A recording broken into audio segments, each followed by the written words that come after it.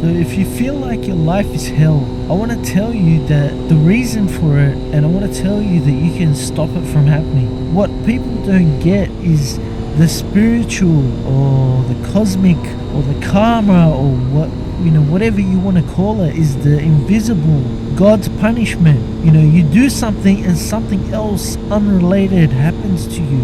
And I want to talk about how you can stop your life from being hell. A lot of people don't know that the problems in their life are caused, sicknesses, financial problems, relation problems, family problems. They are caused by people putting curses on their life. And I want to tell you how you can stop this. In the Bible, you'd be surprised to know that there's only like 4 or 5 verses that Jesus actually talks about going to hell. There's only 4 or 5 verses, and out of all those things, some of them are repeated, like 2 of them are repeated. So there's only 3 things that Jesus talks about which will land you in hell. So anyway, welcome to my channel where we talk about bikes and Bible verses. And so I want to really help you today know the 3 things that you can stop doing or start doing so that your life will not be hell. The first one is, I think, the most obvious one, and that's when you lust with your eyes. Jesus said, if you lust, sexually lust with your eyes, you've already committed adultery in your heart. You've already committed that sin in your heart, and that opens up the door for something. People think that only if you commit the act of sexual sin, then it's wrong. But I believe, and the Bible says, and I believe truly, that even looking with your eyes, it opens the door. It opens like this portal for Satan, and it's unrelated. That's the thing I want to get across. Some people are having these problems in their life, and they don't realize it's because they're doing these things, right? They're looking at these things. They're opening up.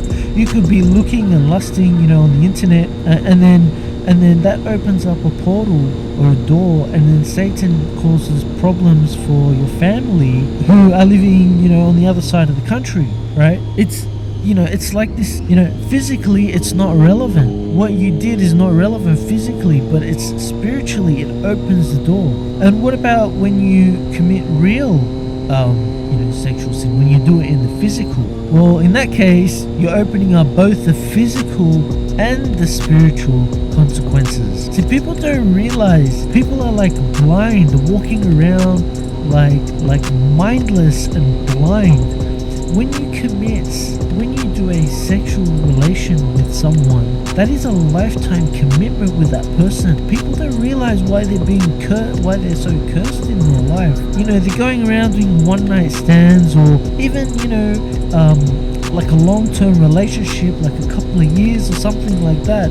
A couple of years is not a lifetime commitment. When you have a sexual relation with someone, you owe them a lifetime commitment. People don't get that, and they wonder, why is my life hell, right? They're opening physical, like when you slap someone, they slap you back. That's the physical side, because you're doing it in the physical. You owe that person physically. They're gonna come after you, right?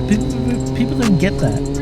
And spiritually, right? When you commit, there's all these Christians that, I was watching this thing, like they're like, oh, I was in this relationship with someone and we're broken up, and they came and they prayed some things off. They know their life's cursed, right? We mean pray some things off because they know their life's cursed, but they're not treating it as a lifetime commitment. They're just treating it like it's something normal. It didn't work out. We had sexual relations and it didn't work out. They don't realize, and so many people are being hurt and being destroyed by this. You need to close the door. You need to close the door to lust, even in your eyes, even on the internet, right? Even when you're walking around the street. There was one guy on YouTube saying, you see him in the peripheral vision, you don't need to look at them, right? You want to stop hell in your life, you need to close the door to sexual lust of the eyes, and definitely you need to treat true, like a physical sexual relation, as a life commitment. The Bible says, can you put hot coals on your lap and not be burned? The second one that Jesus talks about, and he talks about it twice, is anger. So if you are angry with someone in your heart, you've already committed murder, right? You cursed when you commit murder. But if you are angry with someone, if you're bearing hatred towards someone, you've also still committed murder.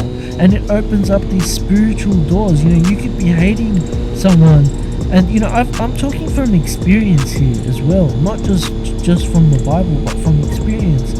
You could be hating someone, and it's some other problem, like this demon just comes in your life elsewhere, unrelated, right? But it's because you're bearing this hatred against someone, and the demon comes and destroys your life, right? And just too many people are just living with it. They don't make that connection. They're like, what are these problems related to what I'm doing? Just because I hate someone, what are these, family problems or other people hating me? They don't know each other. It's not related. But I'm telling you, spiritually, it's related. Spiritually, cosmically, karma-wise, whatever you want to call it, right? It's related. It's why. And that's why you're living in hell, right? You need to stop that. You just need to forgive. Like, I've had at times where, you don't hate someone for no reason, right? You hate them because they've hurt you, but you just need to forgive. And it's happened to me where I've just, had this, someone's done something to hurt me and I can't even sleep, but when you just forgive, it's like this massive burden just comes off. Like, okay, they did that. Okay, just forgive and move on, right? The other thing that Jesus talks about is if you call someone a good-for-nothing fool, you're up for going to hell.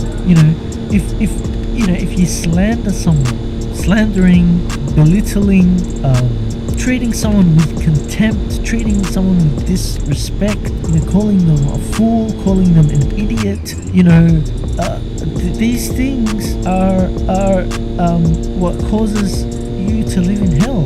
Like God doesn't want us to live that way, right? He doesn't want us to be slandering people. That it happens so much in this world, and there's so much hell in this world. People don't realize it, but it's because of that. You're opening up these doors for Satan, for hell to come in your life because you're doing this. You could be slandering someone at your workplace, but then you're opening up the door in your home. It's unrelated physically, but spiritually it's there. It's why. And the Bible teaches us, don't do these things, Don't slander people. It brings hell into your life and hell in the afterlife as well. The third reason that could open up hell in your life is ignoring the poor and helpless and homeless and weak. Out of the few times that Jesus mentioned hell in the Bible, like the 5 or 6 times, he dedicated 2 of them.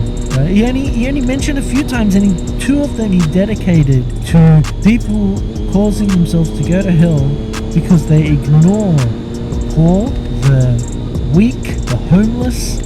It's just something simple. It's something simple, but it's such a blessing.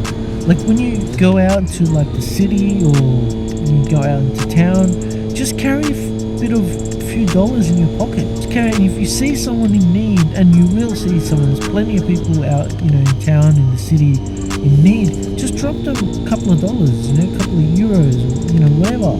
Just it's such a blessing. And the opposite thing to all these curses is blessings. See, when you stop, when you block yourself from the lust of the eyes and from hatred, and when you help the needy, it opens up blessings in your life. There's a lot of blessings. There's this moto vlogger, is a popular one, and he always says that riding a motorcycle is a blessing. Right? He says it's a blessing. I don't want to mention his name, and he's right. Back like years ago when I started, I was reluctant to start. I was reluctant, but I realized that it's like there was something pushing me to start, and once I started, I realized it truly is a blessing to be out here, riding around in the mountains, and just learning to ride and sort of having that freedom. That's just one blessing. It's one of the blessings, and there's a lot of blessings in this earth. Family, and if you have a job, that's a blessing. You're getting income, financial blessings. Just this world is beautiful if you go into, there's a lot of beautiful things in this world, and there's a lot of things that can be a blessing in this world. And we need to know what things cause blessing, but there's a lot of hell in this world as well. There's a lot of hell, you know. I've sometimes I've been blessed with them. There was a time I didn't have money. I wanted a bike, I wanted a motorcycle, and I didn't have money, and I was blessed. I was living in a time, you know, I was very disciplined with not looking at lustful things on the internet and stuff like that, and I just saw these like blessings. I had no money, but I got like a really cool bike. You know, you might laugh, but like this stuff is real. So yeah, I hope you guys gained something. Please feel free to leave a comment if you have something maybe you want to talk about, or maybe something I missed out on, something you agree or disagree. Yeah, and if you like my content, hit the like button, hit subscribe, and take it easy.